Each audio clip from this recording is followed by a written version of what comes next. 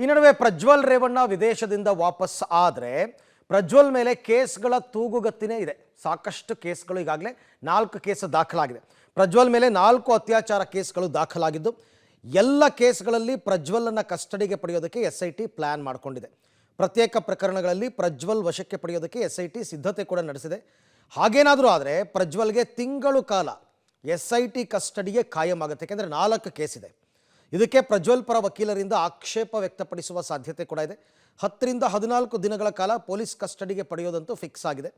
ಹೀಗಾಗಿ ಮೊದಲಿಗೆ ಪೊಲೀಸ್ ಕಸ್ಟಡಿಯಲ್ಲಿ ಕಾಲ ಕಳೆಯಬೇಕಿರುವ ಪ್ರಜ್ವಲ್ ಆ ಬಳಿಕ ಬಹುತೇಕ ನ್ಯಾಯಾಂಗ ಬಂಧನಕ್ಕೆ ಹೋಗೋದು ನಿಶ್ಚಯವಾಗಿದೆ. ಯಾಕೆಂದರೆ ಅಷ್ಟು ಸುಲಭಕ್ಕೆ ಇಂಥ ಅತ್ಯಾಚಾರ ಪ್ರಕರಣದಲ್ಲಿ ಕೋರ್ಟ್ ಜಾಮೀನು ಕೊಡಲ್ಲ. 4 ಕೇಸ್ ವಿಚಾರಣೆ ನಡೀಬೇಕು. ಹಾಗಾಗಿ ಆರಂಭದಲ್ಲೆಲ್ಲ ಪ್ರಜ್ವಲ್ ರೇವಣ್ಣಗೆ ಪೊಲೀಸ್ ಕಸ್ಟಡಿ 10 ರಿಂದ 14 ದಿನ, ವಿಚಾರಣೆ ಎಲ್ಲ ಮುಗಿದ ಮೇಲೆ ನ್ಯಾಯಾಂಗ ಬಂಧನಕ್ಕೆ ಕಳಿಸ್ಬಿಡ್ತಾರೆ. ಬಹುತೇಕ ಎಲ್ಲ ವಿಚಾರಣೆ ಕೂಡ ಮುಗಿದು ಇನ್ನೇನು ಚಾರ್ಜ್ ಶೀಟ್ ಫೈಲ್ ಮಾಡಬೇಕು ಅನ್ನೋ ಸಂದರ್ಭದಲ್ಲಿ ಬೇಕಾದರೆ ಬೇಲ್ ಸಿಕ್ಕಿದ್ರೂ ಸಿಗ್ಬೋದು. ಅವೆಲ್ಲ ಕೋರ್ಟ್ ವಿವೇಚನೆಗೆ ಬಿಟ್ಟಂತಹ ವಿಚಾರ.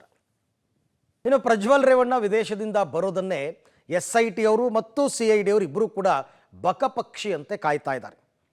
ಸೊ ಹಾಗಾಗಿ ಬಂದ ಕೂಡಲೇ ಆತನ ಮೊಬೈಲನ್ನು ಸೀಸ್ ಮಾಡೋದಕ್ಕೆ ತಯಾರಿ ಮಾಡಿಕೊಂಡಿದ್ದಾರೆ. ಅಸಲಿಗೆ ಈ ಪ್ರಕರಣದ ಕೇಂದ್ರ ಬಿಂದುನೇ ಪ್ರಜ್ವಲ್ ಬಳಸ್ತಾ ಇದ್ದ ಮೊಬೈಲ್.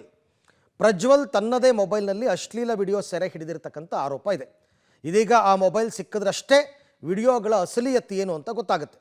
ಹೀಗಾಗಿ ವಿದೇಶದಿಂದ ವಾಪಸ್ಸಾಗುವ ಪ್ರಜ್ವಲ್ ಮೊಬೈಲನ್ನು ತರ್ತಾರಾ?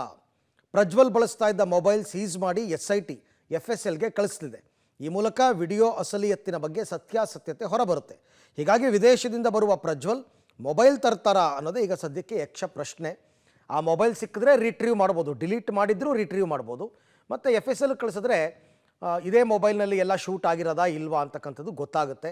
ಬಟ್ ಅವರು ಮೊಬೈಲ್ ಕಳೆದೋಯ್ತು ಅಂತನೋ ಅಥವಾ ಮೊಬೈಲ್ ತರಲಿಲ್ಲ ಅಂತನೋ ಆದರೆ ಸ್ವಲ್ಪ SIT ಅವರಿಗೆ ವಿಚಾರಣೆಗೆ ತನಿಖೆಗೆ ಸ್ವಲ್ಪ ಹಿನ್ನಡೆ ಆಗುತ್ತೆ.